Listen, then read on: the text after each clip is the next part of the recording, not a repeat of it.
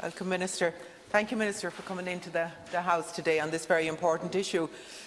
Minister, I want you to understand from today the very real hardship that faces parents of children with autism who have no care options in their local area, specifically in Mayo, Galway and Roscommon.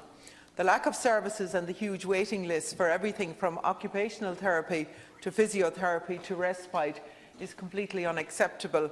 Autism services are constantly put to the bottom of the pile. Everything is a battle. Parents just don't know who to go to for help. And that's a lot of the problem, Minister, and there's so much confusion there. Is parents are trying to find out, who do I contact? And they're sent from Billy to Jack and back again. There needs to be clear information regarding the new amalgamation of services. Who is responsible for what? Parents have no idea who they're supposed to contact for therapy, for instance. And as well as the lack of resources, Minister, we need to know where the money is going and why there are very many cases that are not being reached. There are very many children and families living with autism who aren't getting even the resources that are available. So parents tell us of being on lists for respite for 2 to 3 years, and now they're being told that it will be years again before they get the respite that they need. And they are asking, why are children with ASD in Mayo prevented from having one-to-one intervention with a clinical psychologist or with counselling of any type? Children with ASD are shut out from the community psychologist, from CAMHS, who won't provide it, as they say that it's Western Care's job to do. And children with ASD who have mental health issues cannot get this type of intervention either. And that's causing really serious problems, because children with autism, and indeed adults with autism, who are developing mental health challenges, they're not being dealt with in time. Now, there are good instances of some emergency care, but where there is where the children and the young adults are displaying mild mental health difficulties, they need to be caught at that stage rather than it escalating further and the damage that that can cause. But because of the cost of private classes for speech therapy, for instance, and for occupational therapy, and the travel associated with accessing them, do you accept, Minister, that this simply is not an option for very many families? Therefore, to list out services available at high cost and at long distances away from these families means nothing to them. They are already really struggling. I'm aware of the case of 2 girls in Mayo who have autism and are non-verbal.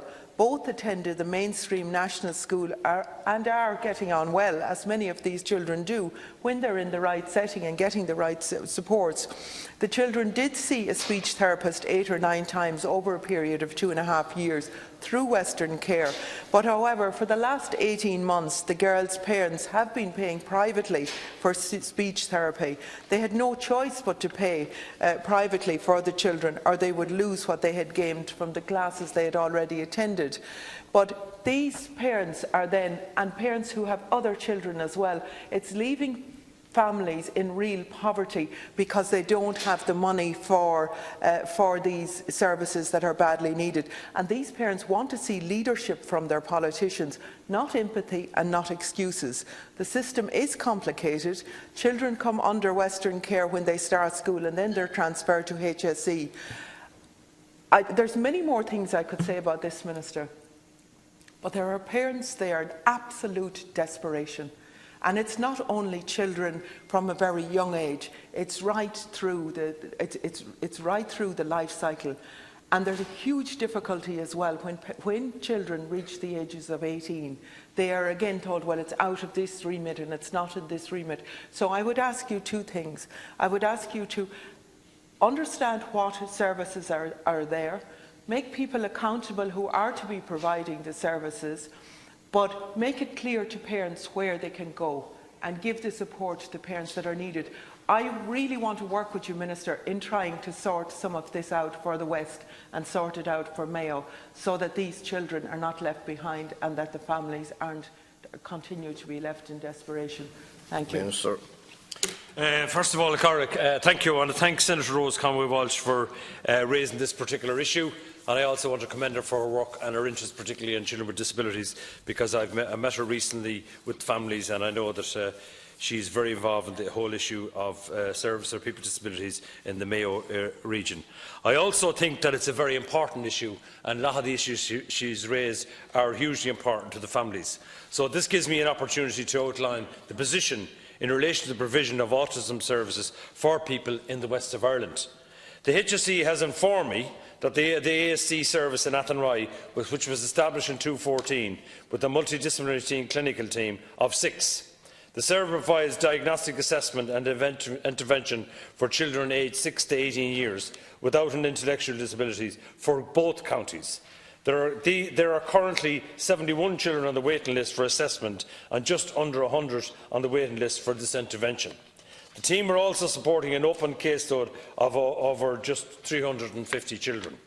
Children accepted to the service stay with the team until they turn 18 years old, and then they go on into adult services.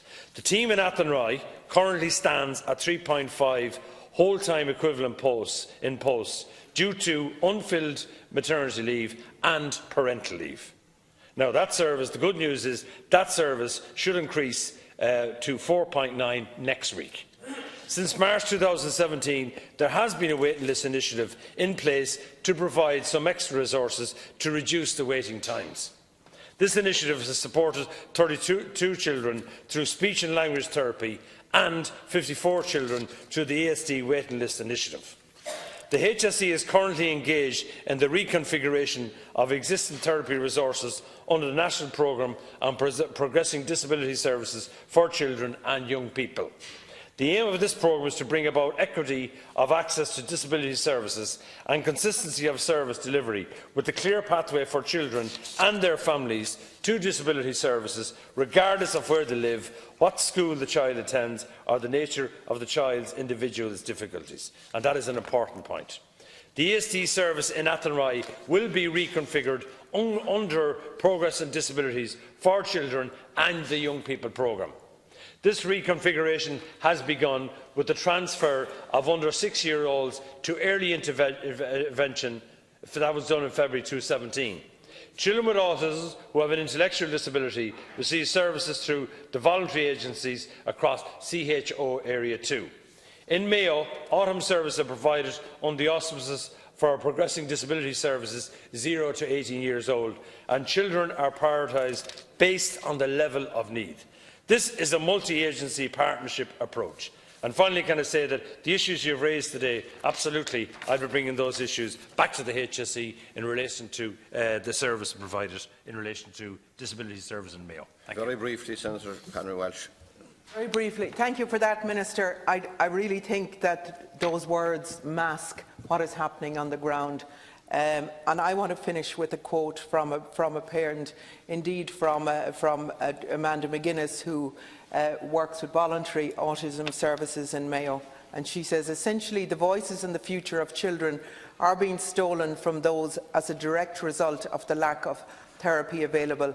It confounds me that the government do not see the problem that will befall society in years to come, when all of these children are adults and have little or no life skills, are unable to care for themselves, and have sent their parents to early graves from the stress and the worry.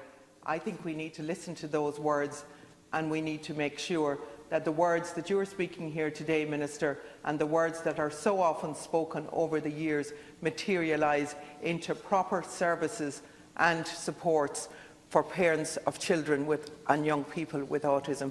Thank you, Minister. Thanks, Senator Conway-Walsh, for raising that point. And of course, absolutely, is my duty as Minister to listen to the words of those families. But can I say, I want to reassure the House that I have on many occasions previously that this government's ongoing priority is to ensure access and provision of services for people with disabilities. For example, in recent debates on the estimates and budget, in 2018, funding of £1.772 billion in total is being provided for health and personal and social services for a wide and complex range of services and supports for people with disabilities. That's 91.9 more than that was available last year. And this year, through the HSE, we will provide over 8,300 residential places, as well as emergency supports for 385 people. We will also support 182,000 respite nights and 42,500 day respite sessions to families in need of right across the country. The HSE and I recognise that the first-class early intervention service and service for children with disabilities are paramount, and I do accept your arguments, and they need to be improved and organised more effectively, absolutely. And this process has now started and is underway nationwide. Health-related therapy supports and interventions for children with disability are continuing to be developed. So can I say as well, I don't do empathy, I don't do excuses, and I do accept your point. You have to have accountability. We have to invest in the services. My vision for disability services is invest in the services, reform the services, but above all, put the person and the family at the centre of the service. Thank you. Very comprehensive reply, and a good case made by Senator Conway-Walsh.